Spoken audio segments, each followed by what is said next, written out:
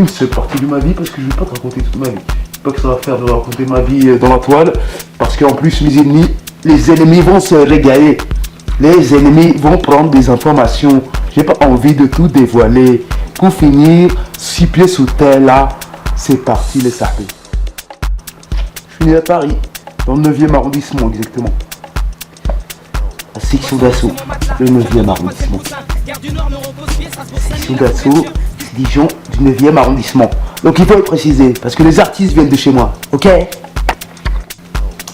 En fait, ma rue, c'était la rue du Faubourg Poissonnière. J'ai habité toute ma vie dans 16 mètres carrés. Ça veut dire, il fallait être contorsionniste. 16 mètres carrés avec ma maman, dans un appartement plein de bébêtes, de cafards. Parce qu'à Paname, il y a plein de cafards, c'est un truc de ouf. Moi, j'avais peur des bébêtes et c'était un truc de ouf. Et ma mère, elle a attendu 20 piges pour avoir un appartement à moitié en vrac par l'OPAC. Voilà. C'était vraiment un quartier où les cultures se mélangeaient d'une rue à l'autre. Donc je te disais, tout le temps où il y avait Barbès, ma mère elle allait acheter la viande, le poulet, tout ça, je sais pas le dessiner le poulet, excuse-moi, mais voilà, elle allait acheter le bezelouf, tête de mouton, tout ça. Et de l'autre côté, nous pouvons trouver les grands boulevards,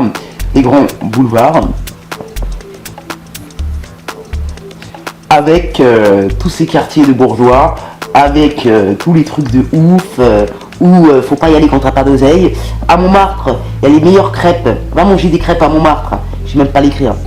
Attends, mon amour il m'appelle. Donc on reprend. Alors ma mère elle allait chercher la viande à Barbès. Moi j'avais peur quand j'étais petite parce que je lui disais non, moi j'aime pas aller à Barbès parce que j'ai peur.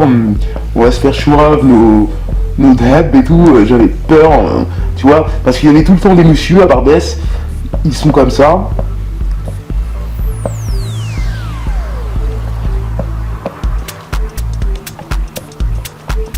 Ils te vendent des bijoux en acier et il te dit 20 €, 20 €, d'Hatassa, d'Hatassa. d'Hatassa, 20 €, 20 €, d'Hatassa, d'Hatassa, ça veut dire de l'or. Et en fait, c'est de la vraie pacotille, tu t'attrapes des allergies de ouf. Ou alors, il y a aussi ces messieurs-là qu'il faut que je te présente absolument. Il y avait aussi avec le monsieur à Barbès, lui tu vois, il propose des clopes, tu lui ouvrir le verre. Ça veut dire qu'il t'achète, il te vend le concert des poumons. Bonjour, il y a Dokhan, vas-y, elles sont bonnes les Dokhan, vas-y, madame, vas-y. Dans un an on se retrouve en chimio. Vas-y, madame, achète le paquet de Becky Dokhan. 1 € le paquet Dokhan, le prix imbattable pour mourir en un an, top chrono. C'est parti, Barbès le choix, on direct. Alors, ma maman, elle était algérienne d'Oran. Si tu connais Inspecteur Tahar, ma maman, elle a joué dans le film. D'accord? Mon père, il était français basque, Bagnères de Bigorre. Il est né à Bagnères de Bigorre. Et ma maman, elle est née à Rolizane, en Algérie. Après, elle est partie à Ouaran, à Oran. Elle s'appelait Souared en Algérie. Et son vrai prénom, c'est... Non, je te le dis pas parce qu'on va me faire du show. C'est pas la peine. C'est pas ma faute. Bon, bref. Mon papa, il était très gentil. Alors, ils se sont mariés, mais moi, je l'ai pas connu beaucoup, mon père. Je t'expliquerai après. Alors, ils se sont mariés. Après, ils se sont frités. Donc, divorce. C'est la mariée comme... Yeah, madame, voilà. C'est fini. Voilà. Du coup, mon père, il s'est fait la malle avec une dame. Elle s'appelle Agnès. Et ils ont fait ma soeur, ma demi-sœur. Voilà. Elle avait à l'époque 4 ans, il me semble. Je ne me rappelle plus, Elodie, je suis désolé. Et moi, j'avais 8 ans peut-être. 8 ans, 9 ans, je crois. Tu vois ce que je veux dire? Avant, j'allais tous les week-ends à Saint-Denis chez ma soeur. Ça, je me rappelle, bizarrement, je me rappelle. À Saint-Denis, dans 93, 9-3 représente. Voilà. Donc, j'allais dans 93 à Saint-Denis voir ma Russ. Avec son frère Cédric, c'était un peu la baston. Parce que c'était un peu la baston. On était jeunes et cons. Et donc, du coup, il lui mettait du produit dans les yeux. Et il disait à mon pote que c'était moi. Mais mon père, il me défonçait pas la gueule parce qu'il ne croyait pas trop. Enfin, je me rappelle que des vagues souvenirs. Excuse-moi. Après, le 7 avril 93, ma maman reçoit un triste coup de téléphone de monsieur Lahlouch. Lahloucha lui dit que son mari, mon papa, il est à l'hôpital. Ma maman, elle pleure. Après, moi je rentre de l'école à 4h30.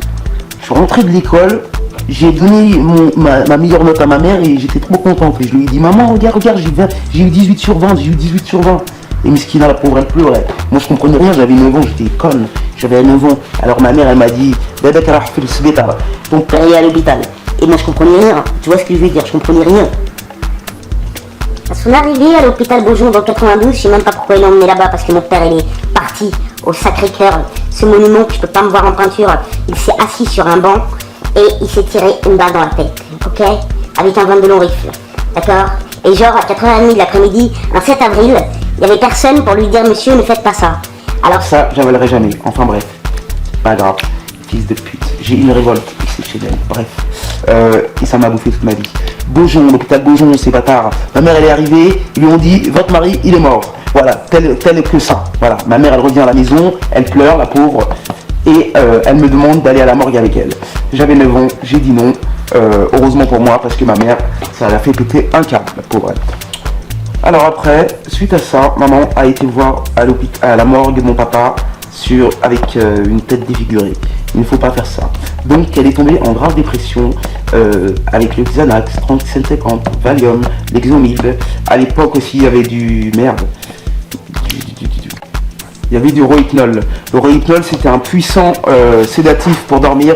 Et ça a été interdit parce que vraiment c'était trop dangereux. Et moi, à 15 ans, j'ai fait ma première TS, tentative de suicide, parce que j'ai voulu mourir. Et j'en ai pris 40. donc voilà, je te passe certaines étapes de ma carrière. Il faut aussi éviter de s'ouvrir le bras n'importe comment, parce que ces balafres, tu les garderas toute ta vie.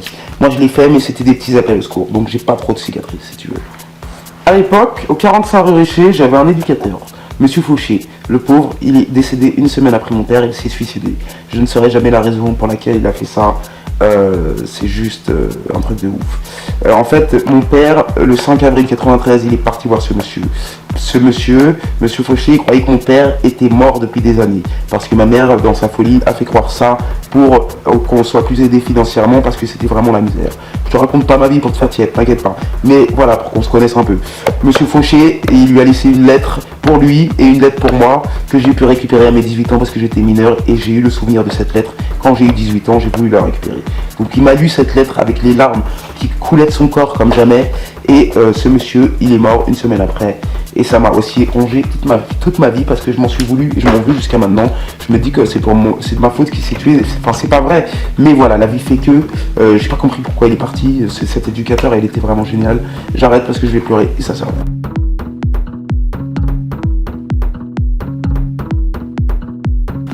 Et un jour, ça n'allait plus du tout chez moi. Alors il y avait un keuf qui est venu me chercher à l'école. Disons, moi je me rappelle pas, c'est mon meilleur ami Julien qui s'en rappelle. C'est mon ami d'enfance, Julien. J'ai des goûts aussi qui me défendait à l'école quand on me traitait de grosse patate. Et voilà, parce que j'étais très grosse quand j'étais petite. Et quand j'ai perdu mon père, en une semaine, j'ai perdu 12 kilos quand je suis parti au ski avec le foyer. Et voilà. Il y avait un éducateur d'ailleurs, un monsieur qui était éducateur. Il était là près de moi. Très souvent, très présent. Et je vous raconterai la suite après parce qu'il m'a retrouvée à 16 ans. Et en fait, c'est très bizarre, monsieur. Il a demandé à mon éducatrice de sortir du bureau. Et il m'a dit, qu'est-ce que tu as changé? Tu es devenue une belle femme. Donc mon éducatrice m'a dit, tu ne reverras plus jamais ce monsieur. Ce monsieur est très bizarre. Enfin bref. Après, donc le policier, il m'a emmené dans un foyer d'urgence à Saint-Vincent-de-Paul, dans le 14e arrondissement de Paris, où il y avait aussi des Roumains, tout ça. Il y avait toutes sortes d'individus suspects, et puis ils foutaient tous là-dedans, en gros. C'est ça le concept. Donc après, j'ai été dans le foyer Génère, dans le 13e, avec des éducateurs super, le directeur super, voilà. Sauf qu'il y avait une meuf kleptomane, elle nous volait toutes nos affaires au foyer. Elle s'appelait Anna Maria, et elle nous volait toutes nos affaires au foyer. Et quand tu lui demandais, mais c'est à moi ça, Anna Maria, en dessous de son lit, tu vois le lit, et ben là, elle avait toutes les affaires de toutes les meufs du foyer. Et les éducateurs, ils avaient peur d'elle, j'en sais rien. Moi, j'étais une bolosse à l'époque, je me défendais pas. J'avais 13 ans, je crois, quand je suis arrivé au foyer Génère. J'étais une grosse bolosse, tu vois. C'est pour ça qu'après, j'ai commencé à mal parler. Parce qu'après, il fallait qu'on se frite, quoi. Il fallait qu'on se frite, quoi. Tu vois ce que je veux dire? Même si je me suis jamais presque frité, mais quand je me frite, c'est pas pour de la fausse. Tu vois ce que je veux dire? Putain, la Maria Maroc, il y a toutes mes affaires. Laisse tomber. Je suis pas tranquille, je m'en ai rien à foutre, c'est pas grave. Dieu me le rendra. À mes 15 ans, j'ai fait une première tentative de suicide avec du Rohypnol. Rohypnol sur des sédatifs précieux, j'en ai pris 40. Je me suis retrouvé à moitié en vrac, on m'a fait un lavage d'estomac, ça m'a traumatisé, plus jamais je referai ça. Lavage d'estomac. Non, c'est pas vrai parce que j'ai recommencé un peu 2-3 fois après, mais c'est pas grave. Mais on m'a sauvé, des fois je me dis que j'aurais mieux aimé ne Pas être sauvé, et des fois je me dis, bah écoute, j'ai encore des buts à faire dans la vie et je suis encore là pour quelque chose. Donc il faut que je reste encore un peu. Je suis désolé. J'étais à Jacques Monod, dans le 5e, en BEP, sanitaire et social.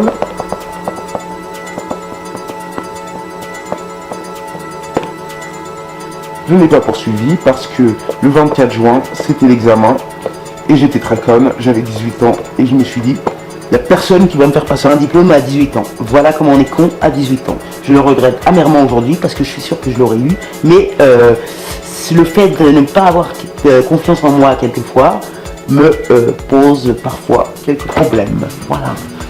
C'est pour cette raison aussi que je roule en scooter, parce que je me dis, si je paye 2000 € dans le permis et je l'ai pas, je vais faire un meurtre, je vais aller au ballon pour toute ma carrière.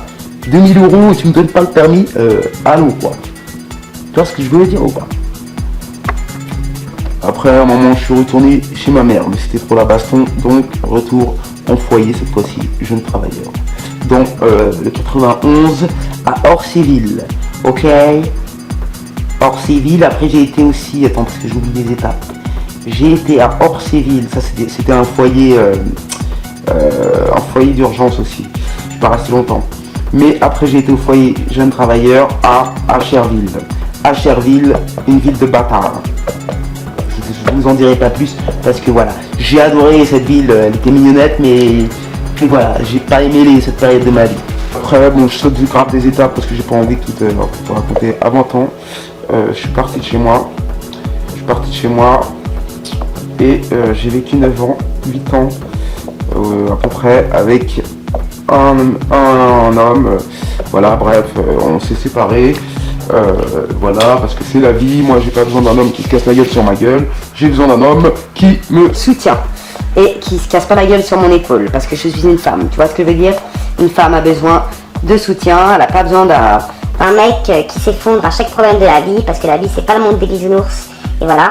Donc ce qui s'est passé, c'est que le 25 décembre 2009, ma maman, elle a réussi enfin, ça se fait pas de dire enfin, mais c'est pas ça que je voulais dire, elle a absorbé des cachets, donc elle est décédée le 25 décembre 2009, je sais même pas pourquoi j'ai écrit ça, ça me perturbe.